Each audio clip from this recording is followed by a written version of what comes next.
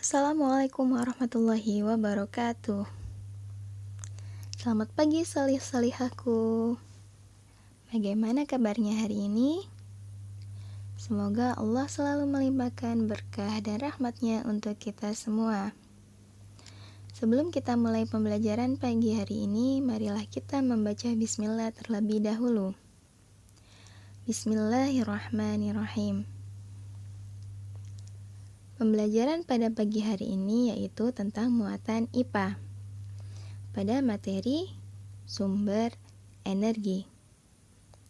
Ikuti pembahasan materi hingga selesai dan kerjakan tugasnya. Mari kita mulai.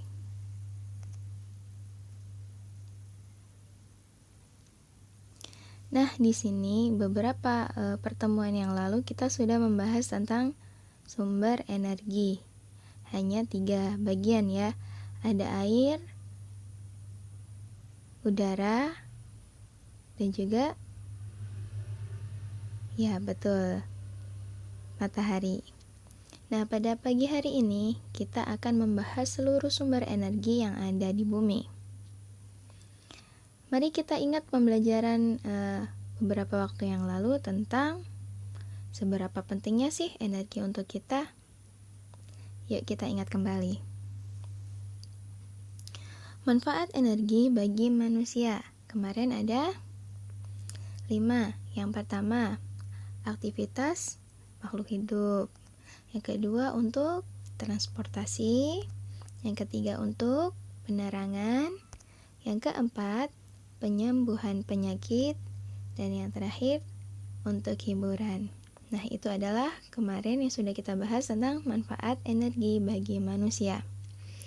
Nah, fokus kita pada pembelajaran pagi hari ini membahas tentang sumber-sumber energi yang ada di bumi. Nah, apa saja? Kemarin kita sudah membahasnya 3. Yang pertama, betul, udara.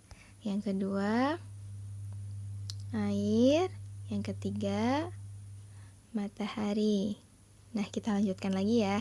Yang keempat, listrik. Dan yang terakhir, minyak bumi. Mari kita lakukan evaluasi pembelajaran beberapa waktu yang lalu dan kita akan menambahkan sumber energi baru tentang listrik dan minyak bumi. Mari kita lanjutkan. Untuk pembahasan kemarin, kita mulai dari energi angin.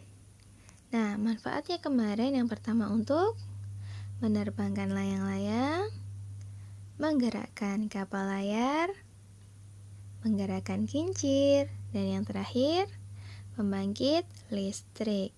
Ya, ada satu negara yang menjadikan kincir angin sebagai simbol atau ikon dari negaranya. Ayo, ada yang tahu nggak negara mana? Yap, benar sekali. Jawabannya adalah Belanda. Jadi di Belanda itu banyak sekali kincir angin yang banyak manfaatnya digunakan untuk warganya. Kita lanjutkan setelah angin, pembelajaran yang sudah kita lalui. Ya, yaitu tentang air. Nah, apa saja sih manfaat air yang kemarin? Untuk memenuhi kebutuhan sehari-hari. Banyak sekali fungsi air yang kita manfaatkan. Bisa kita untuk mandi, mencuci, dan membersihkan tempat-tempat seperti lingkungan. Ya. Selanjutnya apa? Selanjutnya yaitu mengairi sawah melalui sistem irigasi. Lalu sumber kehidupan. Makhluknya siapa? Biasanya digunakan oleh ya hewan berupa ikan ya yang hidupnya di air. Lalu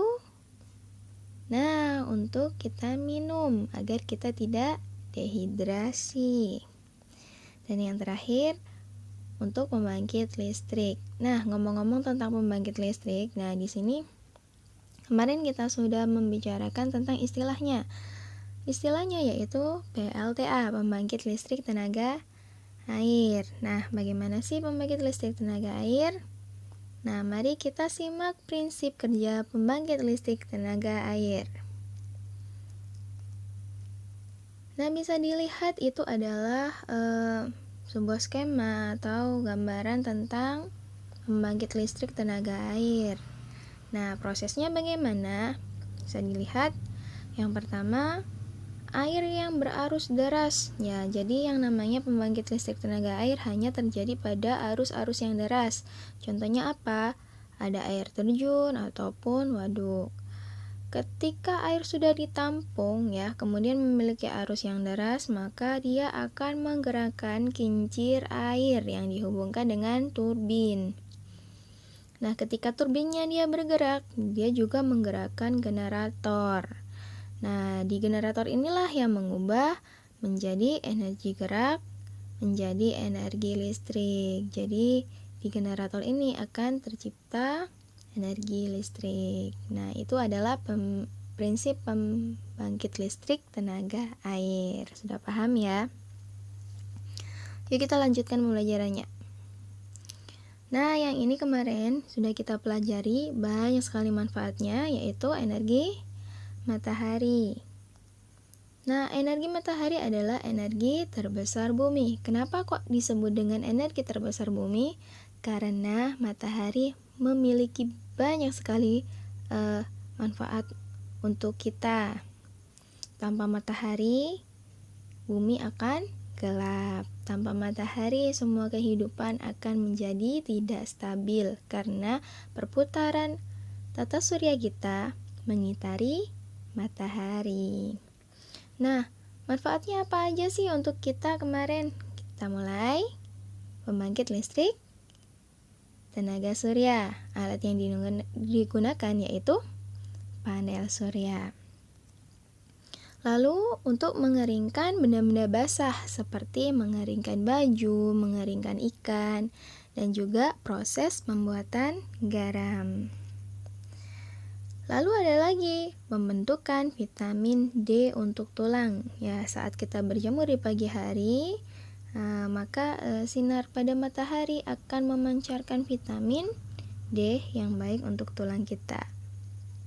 Lalu untuk pendukung aktivitas manusia, banyak sekali fungsi dari matahari sehingga kita dapat melakukan aktivitas. Dan untuk melakukan proses fotosintesis bagi tumbuhan serta pembentukan awan. Nah, ngomong-ngomong proses fotosintesis, apa sih proses fotosintesis? Yuk kita bahas di sini.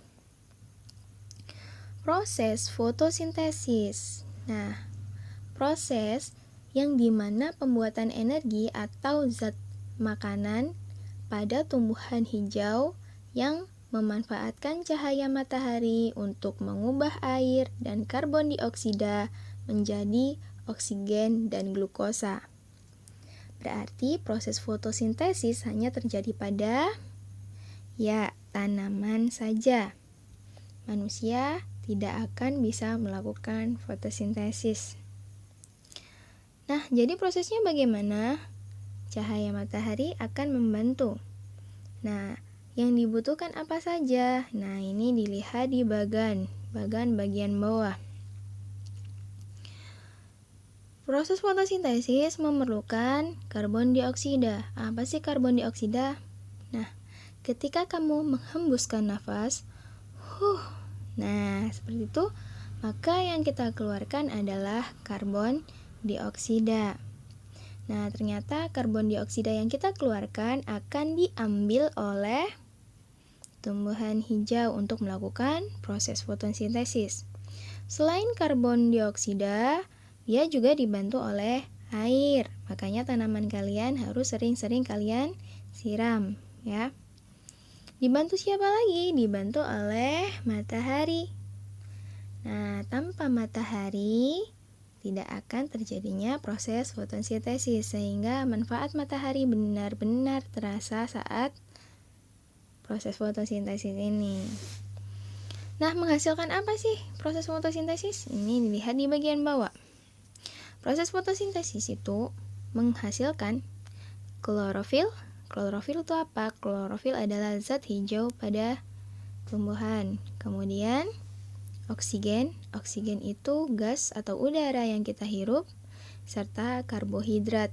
Karbohidrat itu biasanya ditemukan pada buah. Buah rasanya manis karena karbohidrat yang terkandung di dalam atau dari hasil proses fotosintesis. Lebih jelasnya lagi kita mulai dari bagan. Yuk kita ulang. Proses fotosintesis tadi membutuhkan apa saja? Ya, air. Air itu dalam bahasa kimianya adalah H2O. Air ditambah dengan karbon dioksida atau CO2. Dibantu siapa lagi? Dibantu oleh cahaya matahari. Nah, kemudian akan menghasilkan zat hijau. Nah, benar, zat hijau tumbuhan disebut dengan klorofil. Setelah menghasilkan klorofil, dia juga menghasilkan oksigen yang kita gunakan untuk bernafas. Dan yang terakhir yaitu karbohidrat. Karbohidrat memberi manis pada buah. Ya. Jadi bahan di sini adalah air dan karbon dioksida serta cahaya matahari, sedangkan hasil reaksinya berupa zat hijau tumbuhan, oksigen, dan juga karbohidrat. Mari kita lanjutkan pembelajarannya. Nah, ini yang akan kita bahas di hari ini. Kita akan membahas tentang listrik. Listrik itu sangat benar-benar kita butuhkan ya dalam masa zaman-zaman modern ini. Tanpa listrik, semua alat elektronik kalian akan menjadi benda mati yang tidak berguna. Jadi apa sih fungsi listrik? Fungsi listrik adalah sebagai sumber energi alat elektronik. Alat elektronik itu adalah alat yang digunakan sumber energinya berupa listrik. Nah, kita sebutkan beberapa. Nah, itu ada mesin cuci, kipas angin, blender, dan juga mixer. Nah, di situ perubahan energinya dari listrik menjadi gerak. Nah, selanjutnya yang akan kita bahas tentang ini perubahan dari energi listrik menjadi panas. Contohnya ada setrika, magicom, dan juga oven. Ya. Ada lagi energi listrik menjadi bunyi. Contohnya apa? Ada radio dan juga telepon. Ada energi listrik menjadi cahaya, contohnya lampu. Nah, ada juga dia yang menghasilkan dua bentuk. Jadi kalau yang tadi kita hanya mempelajari tentang listrik menjadi perubahannya satu, tapi ini dua. Nah, apa saja? Ada listrik menjadi cahaya dan bunyi. Contohnya apa? Ada handphone dan juga televisi. Sama-sama kita melihat cahayanya dan juga mendengar bunyinya. Nah, mudah sekali untuk kita pahami ya, karena listrik itu sangat dekat dengan kehidupan kita sehari-hari. Mari kita lanjutkan lagi. Nah, yuk kita ulangi tentang pembangkit listrik yang sudah kita pelajari. Kemarin ada 3 bahan sumber energi yang bisa menghasilkan listrik. Nah, ini sumber energi sebagai pembangkit listrik. Ada apa saja kemarin? Ada sumber energi matahari. Nama pembangkitnya PLTS, pembangkit listrik tenaga surya. Dilanjutkan dengan sumber energi tenaga angin atau kita singkat dengan PLTB. B-nya adalah Bayu. Dan yang terakhir, sumber energi air. Nama pembangkitnya yaitu PLTA, pembangkit listrik tenaga air. Nah, sudah ingat kan? Nah, kita lanjutkan ke bagian yang terakhir. Energi yang terakhir yaitu minyak bumi. Nah, tahu nggak kalian, minyak bumi itu dibentuk dari fosil hewan yang terpendam di dalam tanah sejak berjuta-juta tahun. Ya, ketika dia di perut bumi berjuta-juta tahun akan menghasilkan minyak mentah. Nah, minyak mentah ini kemudian akan dijadikan barang tambang ya. Kemudian dia diubah menjadi beberapa manfaat seperti ini. Nah, bahan bakar kendaraan bermotor. Nah, untuk apa saja sih bahan bakar kendaraan bermotor? Setiap kendaraan bermotor memiliki jenis bahan bakar yang berbeda. Contoh yang pertama, bensin. Bensin digunakan untuk kendaraan bermotor berupa sepeda motor dan juga mobil. Jadi bensin hanya digunakan untuk sepeda motor dan mobil. Berikutnya yaitu solar. Solar digunakan untuk kapal dan juga truk. Lalu ada aftur. Aftur adalah bahan bakar dari pesawat terbang. Jadi beda ya, setiap walaupun bahan bakarnya sama tapi penggunaannya beda dan menurut jenisnya atau oktannya juga berbeda. Nah, selain digunakan untuk bahan bakar kendaraan, ternyata minyak bumi juga digunakan sebagai LPG atau gas-gas alam ya, yang biasanya digunakan ibu kalian saat memasak. Dan yang terakhir yaitu aspal. Aspal juga berasal dari golongan minyak bumi, tapi bagian keraknya. Nah, mari kita lanjutkan pembelajarannya. Nah, di sini kita diingatkan lagi untuk melakukan save our energy. Untuk apa?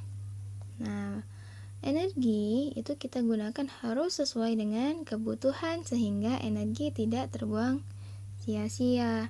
Nah, bahasan kali ini tentang minyak bumi. Nah, ternyata minyak bumi itu manfaatnya sangat banyak bagi manusia. Listrik juga sebagiannya berasal dari minyak bumi. Akan tetapi, kita harus ingat bahwa minyak bumi adalah sumber daya alam yang tidak dapat diperbarui. Untuk itu, kita harus berhemat dalam penggunaan minyak bumi. Nah, ini ada beberapa cara untuk menghematnya. Yang pertama, mengurangi penggunaan kendaraan pribadi pada jarak yang dekat. Jadi lebih sehat menggunakan sepeda biasa dan juga berjalan kaki. Berikutnya yaitu mematikan alat elektronik jika tidak digunakan.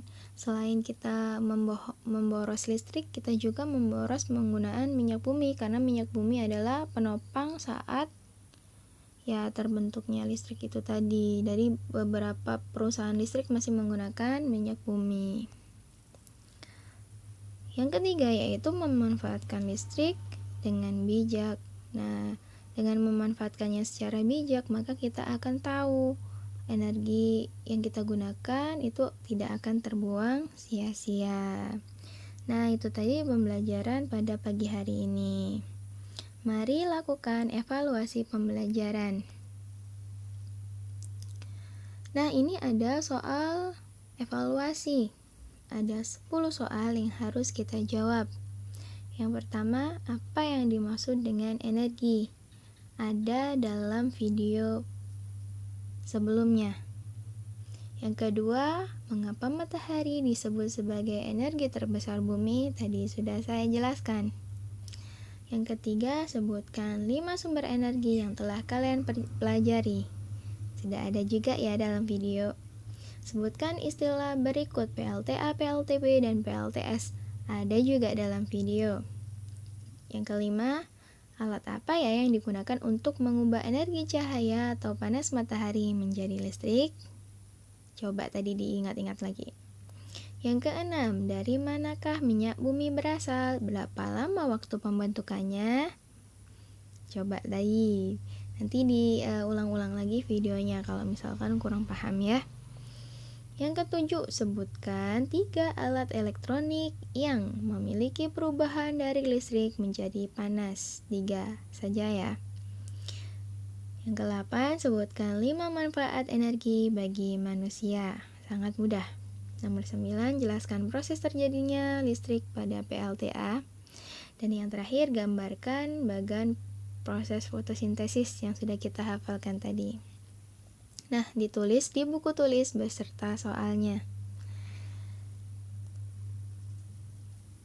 Alhamdulillahirabbil alamin, dengan berakhirnya pembelajaran pagi hari ini, maka saya cukupkan sampai di sini. Semoga pembelajaran hari ini bermanfaat untuk kalian, sehingga kalian benar-benar bisa memahami arti menghemat energi seutuhnya. Karena memang kalau bukan kita yang menghemat, siapa lagi ya? Oke, save our energy for the better future. Saya cukupkan sampai di sini. Kurang lebihnya saya mohon maaf. Wassalamualaikum warahmatullahi wabarakatuh.